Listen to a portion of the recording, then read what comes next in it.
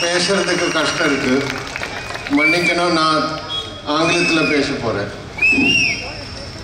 Leaders of the Secular Progressive Alliance on the dais. I am not naming all the leaders because of lack of time. And dear brothers and sisters, the 17th Lok Sabha election has begun, and Tamil Nadu will go to the polls on the 18th of this month, just 3 days away. This election is going to be the most crucial in the history of independent India, because the ruling party, the Bharatiya Janata Party, and its controlling organization, the RSS, do not believe in the Constitution of India.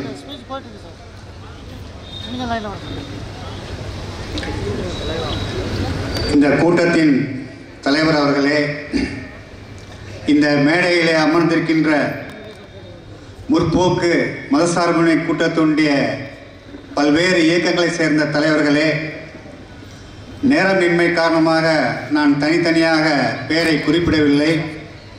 சகோதர சகோதரிகளே, நாடாளுமன்றத்திற்கான 17வது தேர்தல் ஏற்கனவே தொடங்கிவிட்டது.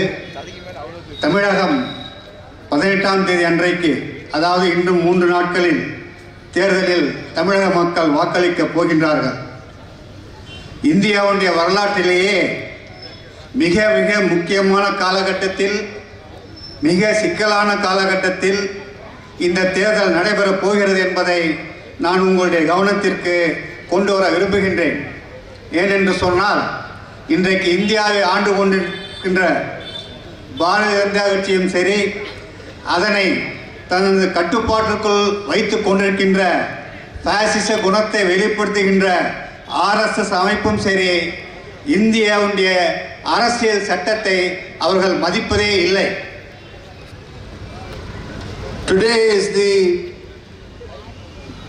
birth anniversary of Dr. Baba Sahib Ambedkar, who was the architect of the Constitution. And we must recall the words of Dr. Ambedkar after the Constitution was adopted. Dr. Ambedkar said, however good a constitution,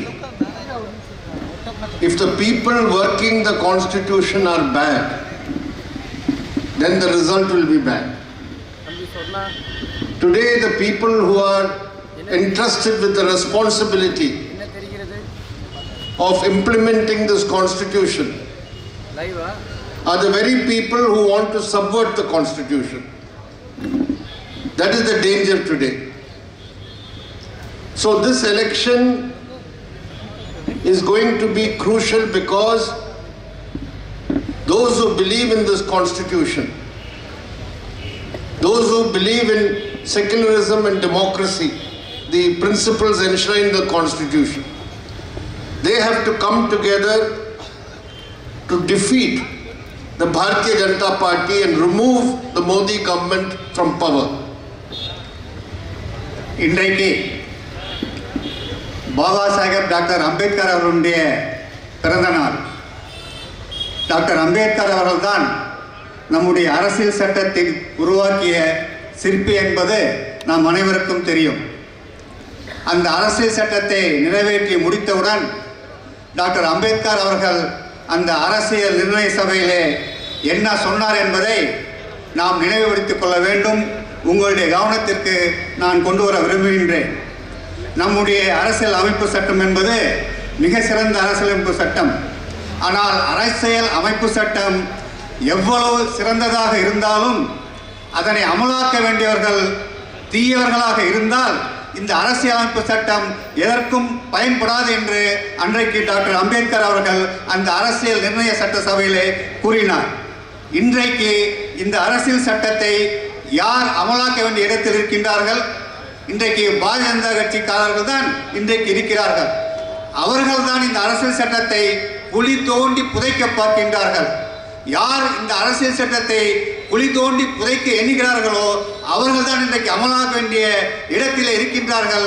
அந்த அரசியல் சட்டம் அழிக்கப்படக்கூடாது என்பதற்காகத்தான் இந்த தேர்தல் என்பது மிகவும் முக்கியமான காலகட்டத்தில், மிகவும் சிக்கலான காலகட்டத்தில் இன்றைக்கு நடந்து கொண்டிருக்கின்றது.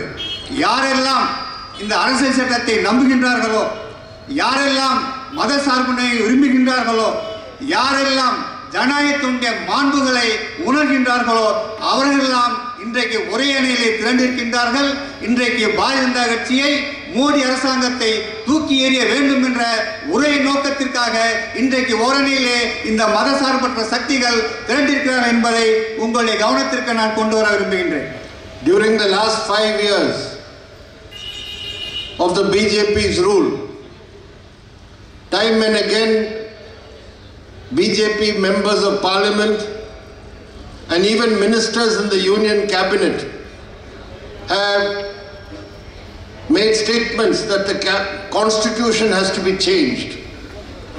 One of the ministers, Anant Kumar Hegde from Karnataka, he is a minister in the union cabinet. He has gone on record saying we want to change this constitution. We cannot have this constitution. Why do they say so?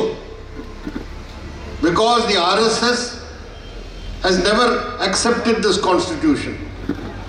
In 1950, when this constitution was adopted, the RSS said that this is not a constitution suitable for our Indian society and culture. We must have a constitution based on Manusmriti, the values of Manusmriti. So this is the type of ruling party and ideology which is posing a serious threat to our secularism and democracy and our constitution. கடந்த 5 ஆண்டுகளாக பாரதிய ஜனதா கட்சியினுடைய ஆட்சி எப்படி இருந்திருக்கின்றது? மீண்டும் மீண்டும் பாரதிய ஜனதா கட்சியினுடைய நாடாளுமன்ற உறுப்பினர்களும் சரி, அமைச்சர்களும் கூட இந்த அரசியல் சட்டத்தின் மீது மிகப்பெரிய தாக்குதலை தொடுத்து கொண்டு வந்திருக்கின்றார்கள். அமைச்சர்கள் கூட இந்த அரசியல் சட்டம் தூக்கி எறியப்பட வேண்டும், இந்த அரசியல் சட்டம் இந்தியாவில் இருக்கக்கூடாது என்று பேசியிருக்கிறார்கள், பகிரங்கமாக சொல்லி வந்திருக்கின்றார்கள். ஒரே ஒரு உதாரணத்தை நான் குறிப்பிட விரும்புகின்றேன். கர்நாடகத்தை சேர்ந்த ஆனந்தகுமார் ஹெக்டே என்பவர், அவர் மத்திய அமைச்சர். அவர் என்ன சொன்னார்? இந்த அரசியல் சட்டம் நிச்சயமாக மாற்றப்பட வேண்டும், பாரதிய ஜனதா கட்சி இந்த அரசியல் சட்டத்தை மாற்றுவோம், தூக்கி எறிவோம் என்று அவர் பகிரங்கமாக கூறினார். ஏன் அவ்வாறு அவர்கள் கூறுகிறார்கள்? ஏனென்று சொன்னால் ஆர்எஸ்எஸ் அமைப்பால் அவர்கள் வழிகாட்டப்படுகின்றார்கள், ஆர்எஸ்எஸ் அமைப்பால் அவர்கள் கட்டுப்படுத்தப்படுகின்றார்கள். ஆர்எஸ்எஸ் அமைப்பு நம்முடைய அரசியல் சட்டத்தை என்றைக்குமே ஏற்றுக்கொண்டதில்லை. ஆர்எஸ்எஸ் அமைப்பு நம்முடைய மூவர்ண கொடியை கூட என்றைக்கும் ஏற்றுக்கொண்டதில்லை. 1950ஆம் ஆண்டு இந்த அரசியல் சட்டம் நிறைவேற்றப்பட்ட பொழுது ஆர்எஸ்எஸ் பகிரங்கமாக கூறியது, இந்த அரசியல் சட்டம் இந்தியாவுக்கு ஏற்ற அரசியல் சட்டம் அல்ல. ஆர்எஸ்எஸ் இந்த அரசியல் சட்டத்தை ஏற்றுக்கொள்ளவில்லை. இந்திய சமூகத்திற்கென்று அரசியல் சட்டம் ஒன்று இருக்குமானால் அது மனுஸ்மிருதி தான் இருக்க வேண்டும், அந்த மனுஸ்மிருதி தான் இந்திய அரசியல் சட்டமாக இருக்க வேண்டும் என்று ஆர்எஸ்எஸ் விரும்புகிறது என்று அன்றைக்கு பகிரங்கமாக கூறினார்கள். எனவே தான் இந்திய அரசியல் சட்டத்தின் மீது தொடர்ந்து தாக்குதலை பாரதிய ஜனதா கட்சி தொடர்ந்து வந்திருக்கின்றது.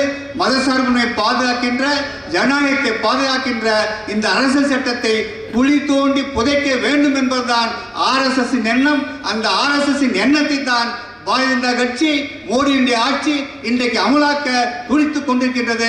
எனவே தான் இந்த தேர்தல் முக்கியமான தேர்தல் என்று நாங்கள் குறிப்பிடுகின்றோம். During the last 5 years, we have seen in North India and in Western India how the BJP and the RSS have sought to divide people on religious lines, how they have sought to create communal tensions and polarization, how the minorities have been targeted. 47 people, innocent people, were killed killed by mob lynchings in the name of cow slaughter. The 47th victim was just killed day before yesterday in Jharkhand, where there is a BJP state government. So, under this Modi rule, we have seen all the constitutional principles that all citizens are equal, that everyone has equal opportunities. All this has been given the go by the BJP and RSS's Hindutva ideology. கடந்த 5 ஆண்டுகளில் வட இந்தியாவிலும் மேற்கு இந்தியாவிலும் பிஜேபியும் ஆர்எஸ்எஸும் எத்தகைய கொடூரமான செயல்களை மதத்தின் பெயரால் அந்த செயல்களை செய்து மக்களிடையே பிளவை உண்டாக்கி கொண்டிருக்கிறார்கள் என்பது நாம் அனைவரும் அறிந்த ஒன்று. மதத்தின் பெயரால் அவர்கள் மிகப்பெரிய பிளவை இன்றைக்கு உருவாக்கி கொண்டிருக்கின்றார்கள். சிறுபான்மை மக்கள் தாக்கப்படுகின்றார்கள், தலித் மக்கள் தாக்கப்படுகின்றார்கள். நண்பர்களை, மோடியின் ஆட்சியின் 4 ஆண்டு காலத்தில் மட்டும் கும்பல் கொலையால் 47 பேர் படுகொலை செய்யப்பட்டிருக்கின்றார்கள். ஒன்றும் அறியாத சிறுபான்மை அப்பாவிகள், ஒன்றும் அறியாத தலித் மக்கள், இந்த 47 பேர் இன்றைக்கு பசுவின் பெயரால் கும்பலால் கொலை செய்யப்பட்டிருக்கின்றார்கள். இதை அனுமதிக்க முடியுமா? எனவேதான் மோடியுடைய ஆட்சி என்பது தூக்கி எறியப்பட வேண்டும் என்று நாங்கள் சொல்கின்றோம். நேற்றும் 2 நாட்கள் முன்பு கூட ஜார்க்கண்ட் மாநிலத்திலே எங்கே பாரதிய ஜனதா ஆட்சி செய்து கொண்டிருக்கின்றதோ அந்த ஜார்க்கண்ட் மாநிலத்திலே இதே போல கும்பல் கொலைகள் என்பது இன்றைக்கு நடந்திருக்கின்றது. இந்திய அரசியல் சட்டம் என்பது அனைவரும் சமம் என்று கூறுகிறது, அனைவருக்கும் சம வாய்ப்பு அளிக்கப்பட வேண்டும் என்று கூறுகின்றது. இவை அனைத்தையும் இங்கே நீக்க வேண்டும் என்று ஆர்எஸ்எஸ் விரும்புகின்றது. எனவே பிஜேபி, ஆர்எஸ்எஸ், இந்துத்துவ சக்திகள் இந்த தேர்தலிலே தோற்கடிக்கப்பட வேண்டும் என்பது காலத்தின் கட்டாயம். In this election campaign, we can see the desperation of the BJP leaders, including Narendra Modi. They are making speeches to rouse communal feelings. They are trying to rouse feelings that Hindus are being in danger. They are trying to pose as if they are the only party and government which can protect the country from external and internal enemies. They are trying to create fear and insecurity among the people. That is because they have nothing to show, nothing positive to show for their 5-year rule. Because all the promises they made to the people in the last Lok Sabha elections have proved to be hollow and false. இன்றைக்கு தேர்தல் பிரச்சாரத்திலே பல்வேறு கூட்டங்களிலே ஒன்றை நம்மால் உணர முடிகின்றது. பாரதிய ஜனதா கட்சி தலைவர்களுக்கு, அதனுடைய பிரதமர் மோடிக்கே கூட தோல்வி பயம் இன்றைக்கு வந்துவிட்டது. அந்த தோல்வி பயம் அவர்களை வாட்டி வதர்க்கின்றது. எனவேதான் தேசத்தின் பல இடங்களிலே அவர்கள் மத ரீதியான பிளவு கருத்துக்களை இன்றைக்கு விதைத்துக் கொண்டிருக்கின்றார்கள். இந்தியாவை வெளிநாட்டு எதிரிகளிடமிருந்தும் உள்நாட்டு எதிரிகளிடமிருந்தும் பாதுகாக்கின்ற வல்லமை பிஜேபி மட்டும்தான் என்று அவர்கள் சொல்லிக் கொண்டிருக்கின்றார்கள். அப்படி சொல்வதன் மூலம் மக்களிடையே ஒரு பாதுகாப்பற்ற உணர்வை, ஒரு பய உணர்வை உருவாக்குவதற்காக அவர்கள் இன்றைக்கு திட்டமிட்டுக் கொண்டிருக்கிறார்கள். ஏன் என்று சொன்னால், கடந்த 5 ஆண்டு ஆட்சியில் இதை செய்தோம் என்று சாதனையாக சொல்வதற்கு அவர்களால் எதுவுமே செய்ய முடியவில்லை. 5 ஆண்டுகளுக்கு முன்பு அவர்கள் கொடுத்த வாக்குறுதிகள் எதையுமே அவர்கள் நிறைவேற்றவில்லை. ஏன் என்று சொன்னால், அந்த வாக்குறுதிகள் அனைத்தும் பொய்யானவை, நிறைவேற்ற முடியாதவை. எனவே தாங்கள் இதைத்தான் செய்தோம் 5 ஆண்டுகளில் என்று சொல்வதற்கு அவரிடம் எதுவும் இல்லை என்ற காரணத்தினால் மக்களை குழப்பதற்கு, மக்களிடம் பயத்தை ஏற்படுத்துவதற்கு, மக்களிடம் பீதியை உண்டாக்குவதற்கு இன்றைக்கு முயற்சி செய்து கொண்டிருக்கிறார் மோடியும் பாஜக தலைவர்களும். It is the BJP and Narendra Modi who promised that they will create 2 crore jobs every year when they form the government. and in 5 years 10 crore jobs for our youth will be created. But what is the record? Instead of creating employment, they have created unemployment. According to the government's own statistics, which they have suppressed now, the rate of unemployment in our country is at the highest level in the last 45 years. Last year, in 2018 alone, 1 crore 1 lakh jobs were lost or destroyed. Of these, 88 lakhs were jobs of women, women's employment that has been finished. So this is the record as far as employment is concerned. Bharatiya Janata கட்சியும் மோடியும் 2014ஆம் ஆண்டு தேர்தல் பிரச்சாரத்தில் என்ன சொன்னார்கள்? ஒவ்வொரு கூட்டத்திலும் மோடி சொன்னார், நான் பிரதமராக தேர்ந்தெடுக்கப்பட்டால் ஆண்டிற்கு 2 கோடி பேருக்கு வேலைவாய்ப்புகளை வழங்குவேன் என்று சொன்னார். 5 ஆண்டுகளில் 10 கோடி இளைஞர்களுக்கு வேலைவாய்ப்பு வழங்கப்பட்டிருக்க வேண்டும். ஆனால் என்ன நடந்தது? இவர்கள் வேலைவாய்ப்பு உருவாக்கவில்லை, மாறாக வேலையின்மையைத்தான் உருவாக்கி கொண்டிருக்கிறார்கள். அரசாங்கத்துடைய புள்ளிவிவரமே என்ன சொல்கின்றது? கடந்த 45 ஆண்டுகளில் இந்தியாவில் 45 ஆண்டுகளில் இல்லாத வேலையில்லா திண்டாட்டம் இன்றைக்கு விஸ்வரூபம் எடுத்திருக்கிறது என்று அரசாங்கத்துடைய புள்ளி விவரங்களை சொல்கிறது. அந்த புள்ளி விவரத்தை, உண்மையை சொன்ன புள்ளி விவரத்தை மோடி அரசாங்கம் அமுக்கிவிட்டது, வெளியே வராமல் பார்த்து கொண்டு விட்டது. ஆனால் அதை அந்த செய்திகள் வெளியே வந்துவிட்டன. 2018ஆம் ஆண்டு மட்டும் 1,10,00,000 வேலைவாய்ப்புகள் இன்றைக்கு போயின தோழர்களே. 1,10,10 லட்சம் வேலைவாய்ப்புகள் காணாமல் போயின. அதில் 88 லட்சம் பேர் பெண்கள். 88 லட்சம் பேர் பெண்களுடைய வேலைவாய்ப்புகள் என்பது 2018ஆம் ஆண்டு அளிக்கப்பட்டது. இதுதான் மோடி அரசாங்கத்துடைய இன்றைய சாதனையாக இருக்கின்றது.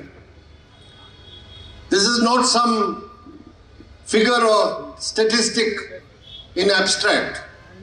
You all know from your own experience how jobs have been lost in the last 2-3 years.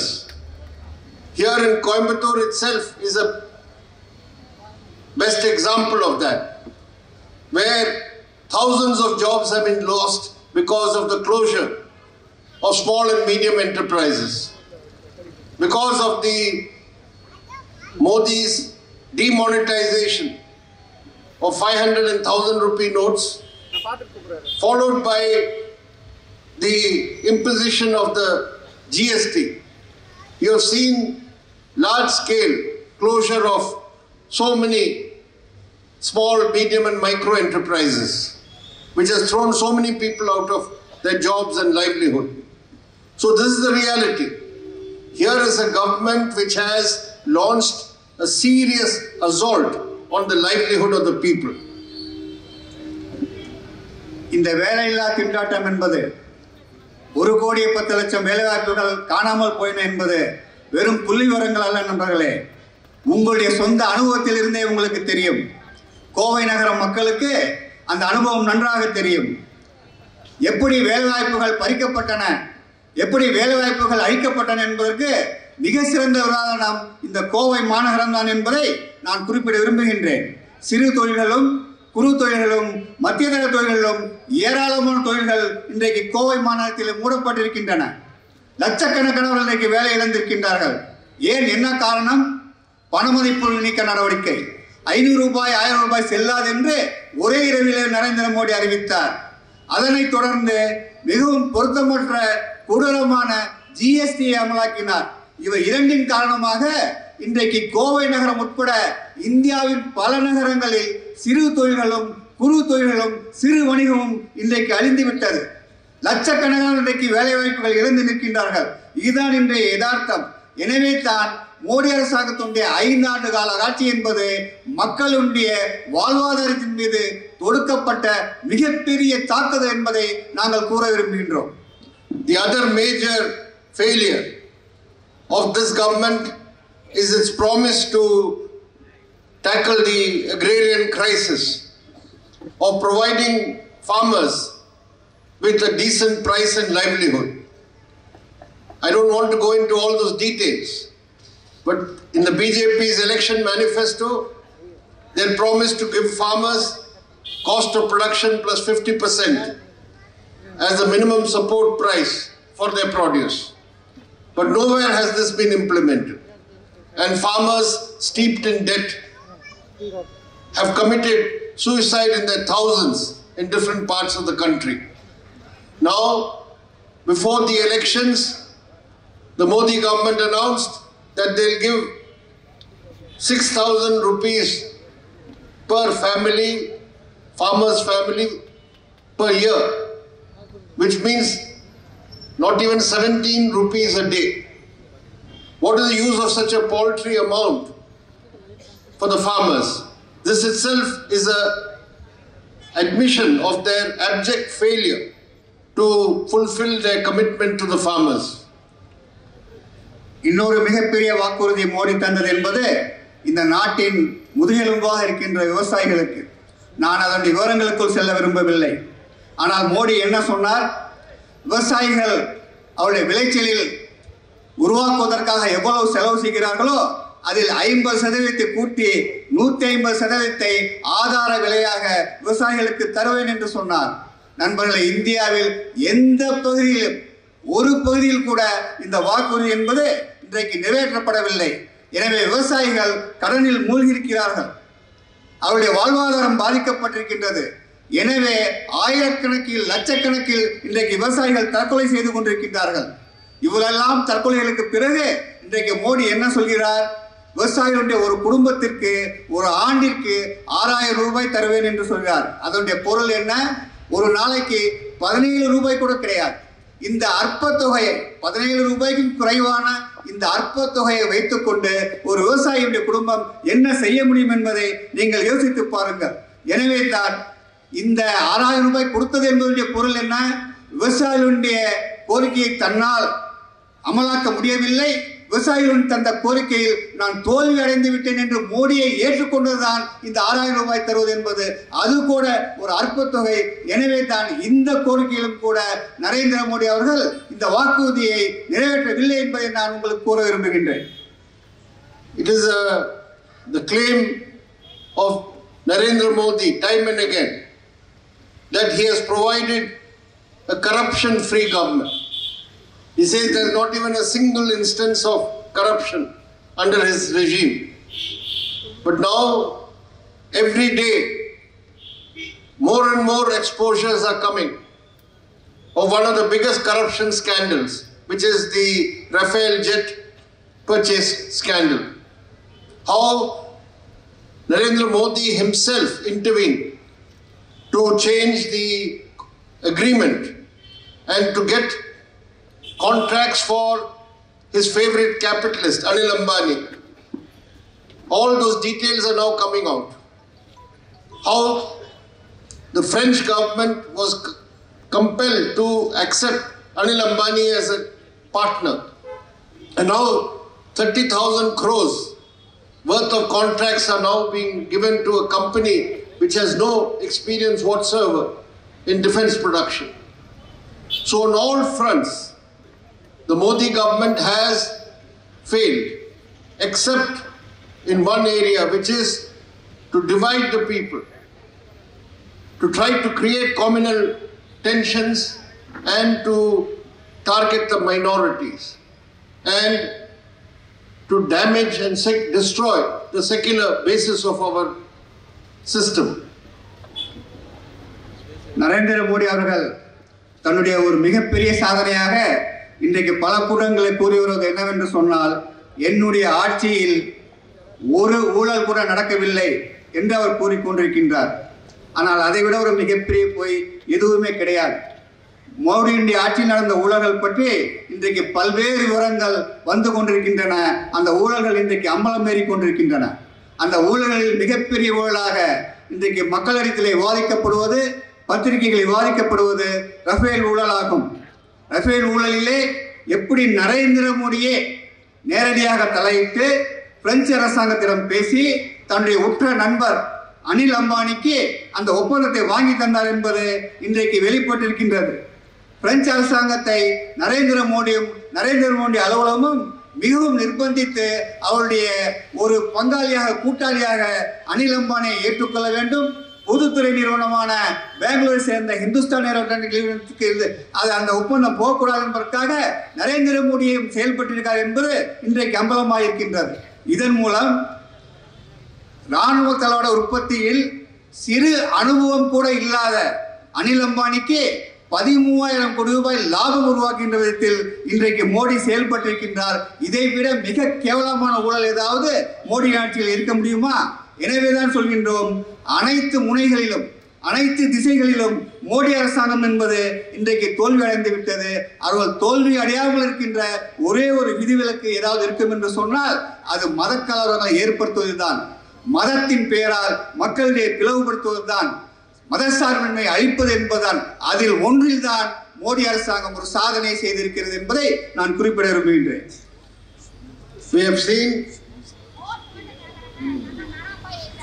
We have seen how the BJP and the Modi government have sought to implement the fascistic slogan of the RSS, which is one language, one culture, one religion and one leader. We have seen how they have tried to impose Hindi and Sanskrit on all sections of people in all states, including Tamil Nadu. We have seen how they have tried to ensure that the rights of the states are curtailed and to have a centralized authoritarian rule. And of course, they are trying to project that there can be only one leader, Narendra Modi, for this country. So, the interests of the people of Tamil Nadu, the interests of Tamil Nadu itself has been threatened by the BJP rule at the center. It is at this juncture that the AIADMK government here, the Edappadi government here, has completely surrendered to the BJP. It has forged an alliance with a party which I said is inimical to the interests of Tamil Nadu and the Tamil people. And this alliance is what we have to ensure its defeat in the coming elections. பிஜேபியும் நரேந்திர மோடியும் மிக முக்கியமாக RSS உடைய பாசிச முழக்கங்களை இன்றைக்கு சொல்லிக் கொண்டிருக்கிறார்கள், அமலாக்க துடித்துக் கொண்டிருக்கிறார்கள் என்பதை நான் உங்களுடைய கவனத்திற்கு கொண்டு வர விரும்புகின்றேன். ஒரே தேசம், ஒரே மொழி, ஒரே கலாச்சாரம், ஒரே மதம், இதுதான் ஆர்எஸ்எஸ் உடைய குறிக்கோள். அந்த பாசிச குறிக்கோளை அமலாக்குவதற்காகத்தான் இன்றைக்கு மோடி முயற்சி செய்து கொண்டிருக்கின்றார். உங்களுக்கு தெரியும், தமிழகம் உட்பட பல மாநிலங்களிலே இந்தியையும் சமஸ்கிருதத்தையும் அவர்கள் உழைக்க பார்க்கின்றார்கள். வரலாற்று புகழ் படைத்த தமிழ் மொழியை பின்னுக்கு தள்ள பார்க்கின்றார்கள். அரசாங்கங்களுடைய மாநில அரசாங்கங்களுடைய உரிமைகளை, மாநில சுயாட்சி உரிமைகளை காலில் போட்டு மிதிக்க பார்க்கின்றார்கள். ஒரு மையப்படுத்தப்பட்ட சர்வாதிகார அரசாங்க அமைப்பு ஏற்படுத்த வேண்டும் என்பதுதான் அவருடைய குறிக்கோளாக இருக்கிறது. நண்பர்களே, ஒரே தலைவன், அந்த தலைவன் இந்தியாவின் ஒரே தலைவன் நரேந்திர மோடி தான் என்ற ஒரு பிம்பத்தை உருவாக்குவதற்காக அவர்கள் பார்க்கின்றார்கள்.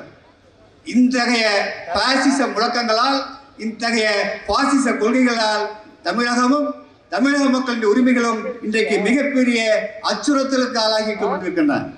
தமிழ் மக்களுக்கு எதிராக பாரதிய ஜனதா கட்சியுடைய ஆர்எஸ்எஸ் வழிகாட்டுகின்ற அந்த அமைப்பினுடைய மோடி அரசாங்கம் செயல்பட்டுக் கொண்டிருக்கின்ற இந்த தருணத்தில் தான் இங்கே இபிஎஸ் அரசாங்கம், அதிமுக அரசாங்கம் இன்றைக்கு பிஜேபியோடு கூடி குழாவிக் கொண்டிருக்கின்றது. அவர்கள் இன்றைக்கு பாரதிய ஜனதா கட்சியிடம் சரணடைந்து விட்டார்கள். அப்படி சரணடைந்த காரணத்தினால்தான் தமிழகத்துடைய உரிமைகள், தமிழ் மொழியின் உரிமைகள், தமிழ் சமூகத்துடைய மாண்புகளை ஆர்எஸ்எஸும் பிஜேபியும் சீர்குலைக்க முயற்சி செய்யும் பொழுது அதில் தலையிடாமல் வேடிக்கை பார்த்துக் கொண்டிருக்கிறார்கள். எனவே தான் இன்றைக்கு பிஜேபியை மட்டுமல்ல, பிஜேபியோடு சரணாகதி அடைந்து தமிழக சமூகத்தின் நலன்களுக்கு எதிராக செயல்பட்டு கொண்டிருக்கின்ற இந்த எடப்பாடி அரசாங்கத்தையும் வீழ்த்த வேண்டிய கட்டாயம் என்பது இன்றைக்கு உருவாகியிருக்கின்றது. எனவே தமிழகத்தை பொறுத்தவரைக்கும் எடப்பாடி அரசாங்கத்தையும் தூக்கி எறிய வேண்டும் என்பது இன்றைக்கு மிக முக்கிய கடமையாக நம் முன்னால் வந்திருக்கின்றது. There is no instance where the state government took a stand to protect and defend the interests of Tamil Nadu and its people. When demonetization was imposed on this country, they did not protest. When all this damage was done, unlike in Kerala, where the LDF government, the chief minister and the entire cabinet sat on dharna outside the Reserve Bank of India in Trivandrum to protest against how the demonetization is harming the people's interests.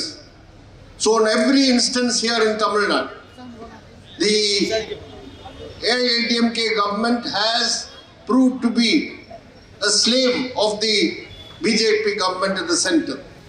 That is why in this Lok Sabha election, we have to ensure the defeat of the AIADMK-BJP alliance here. Along with that, in the assembly by-elections which are taking place, 18 and then 4 more, we have to ensure the defeat of the AIADMK so that both in Tamil Nadu and in the Lok Sabha level, we will be able to defeat the BJP and the BJP-AIADMK alliance here. மத்திய அரசாங்கம் தமிழகத்தின் மீது தாக்குதலை கொடுக்கும் பொழுது அந்த தாக்குதலை எதிர்த்து கேள்வி கேட்காமல் இருந்த ஒரு அரசாங்கம் தமிழக வரலாற்றில் இருந்திருக்கும் என்று சொன்னால் அது EPS அரசாங்கம் தான். சிறிது கூட முதுகெலும்பு இல்லாத மோடி அரசாங்கத்தை எதிர்த்து கேள்வி கேட்க முடியாத ஒரு அரசாங்கமாக இன்றைக்கு EPS அரசாங்கம் என்பது இருக்கின்றது. பணமதிப்பு நீக்கம் செய்யப்படுகின்றது. அந்த பணமதிப்பு நீக்கம் காரணமாக தமிழகத்தினுடைய சிறு தொழில்கள் குறு தொழில்கள் பாதிக்கப்படுகின்றன. மக்கள் பாதிக்கப்படுகின்றார்கள். நீண்ட கியூ வரிசையில் நின்று கொண்டிருக்கிறார்கள். ஆனால் ஒரு சிறிய முணுமுணுப்பு கூட, ஒரு சிறிய எதிர்ப்பு கூட EPS அரசாங்கம் காட்டவில்லை. ஆனால் இதை நீங்கள் கேரளாவில் எடுத்துக் கொள்ளுங்கள். அங்கே பினராயி விஜயன் அவர்கள் தலைமையிலே இடதுசாரி ஜனநாயக அரசாங்கம் இருக்கின்றது. கேரளாவும் கூட பாதிக்கப்பட்டது. என்ன செய்தது அங்கு இடதுசாரி அரசாங்கம்? பினராயி விஜயன் அவர்களின் தலைமையிலே அமைச்சர்கள் அனைவரும், சட்டமன்ற உறுப்பினர்களும் நாடாளுமன்ற உறுப்பினர்களும் ரிசர்வ் வங்கியின் வாசலில் சென்று தர்ணா செய்தார்கள், தங்களுடைய எதிர்ப்பை தெரிவித்தார்கள். அத்தகைய ஒரு சிறு எதிர்ப்பையாவது இங்கே EPS அரசாங்கமோ EPS OPS கூட்டணியோ காட்டியதா என்றால் நிச்சயமாக இல்லை. எனவேதான் நான் சொல்கின்றேன், அதிமுக என்பது EPS OPS கூட்டணி என்பது மோடியின் பாஜகவின் அடிமைகளாக மாறிவிட்டனர் என்று நான் குற்றம் சாட்ட விரும்புகின்றேன். எனவேதான் அதிமுக அரசாங்கமும் இந்த தேர்தலிலே தூக்கி எறியப்பட வேண்டும். நாடாளுமன்ற தேர்தலோடு சேர்ந்து 18 சட்டமன்ற தேர்தலும், அதற்கு பிறகு 4 சட்டமன்ற தேர்தலும், 22 சட்டமன்ற தேர்தல் வருகின்றன. எனவே தமிழகத்தின் நலன் காக்க தவறிய அதிமுக அரசாங்கத்தையும் அதனோடு கூட்டணி வைத்திருக்கின்ற பாரதிய ஜனதா கட்சி கூட்டணியும் இந்த தேர்தலிலே நாம் தூக்கி எறிய வேண்டும் என்று நான் கேட்டுக்கொள்கின்றேன். So in this election, this secular progressive alliance led by the DMK should be able to achieve a victory in all the 40 seats here in Tamil Nadu and Puducherry. And here in Kovai, this is one of the seats. I think there are 5 seats the BJP is contesting. This is one of the seats where there is going to be a direct contest between this alliance and the BJP. And we have to ensure the defeat of the BJP in this Kovai constituency. We have seen how communal forces have sought to create problems and divide the people in Coimbatore in the past. If the BJP is able to win this seat, it would mean giving a fillip to all the communal forces here, giving encouragement to the extremist forces which earlier also have reared their heads in Coimbatore. So that is why it is very important that the Secular Progressive Alliance candidate, Comrade P.R. Natarajan, who has a proven track record earlier as a member of parliament from here. You should be able to mobilize people, ensure the widest support so that he wins with a big majority in Kovai when you go to the polls on the 18th of April. I appeal to you to put all your efforts into this, and I thank you for giving me a patient hearing, and I convey my warm greetings once more to you. Dravida Munnetra கழகத்தின் தலைமையில் இருக்கின்ற மதசார்பற்ற முற்போக்கு கூட்டணியுடைய மகத்தான வெற்றிக்கு நீங்கள் பாடுபட வேண்டும் என்று நான் கேட்டுக்கொள்கின்றேன். 40 தொகுதிகளிலும் தமிழகத்தின் 39, பாண்டிச்சேரி 1 உட்பட 40 தொகுதிகளிலும் இந்த கூட்டணி மகத்தான வெற்றி பெற வேண்டும்.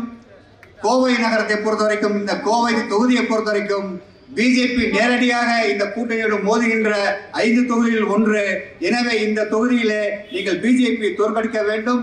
உங்களுக்கு தெரியும், மதவாத சக்திகளும் தீவிரவாத சக்திகளும் எந்த அளவிற்கு கோவில மிகப்பெரிய பிரச்சனையை உருவாக்கின என்பதை நீங்கள் அறிவீர்கள். அத்தகைய சூழல் மீண்டும் வரக்கூடாது என்று சொன்னால் நீங்கள் தோழர் P.R. நடராஜன் அவர்களுக்கு பெருவாரியான வாக்குகளை அளித்து நீங்கள் வெற்றி பெற செய்ய வேண்டும். P.R. நடராஜன் அவர்கள் அப்பழுக்கற்ற சாதனைகளுக்கு சொந்தக்காரர். கோவைக்கு பல செயல்களை செய்திருக்கின்றார். எப்பொழுதும் அணுகக்கூடியவர். எனவே அமைதியான கோவை மாநகரத்திற்கு நீங்கள் தோழர் P.R. நடராஜன் அவர்களை தேர்ந்தெடுக்க வேண்டும் என்று கேட்டுக்கொள்கின்றேன். இந்த வேண்டுகோளோடு நான் முடித்துக் கொள்கிறேன். என்னுடைய உரையை பொறுமையாக கேட்டதற்கு நன்றி. வணக்கம்.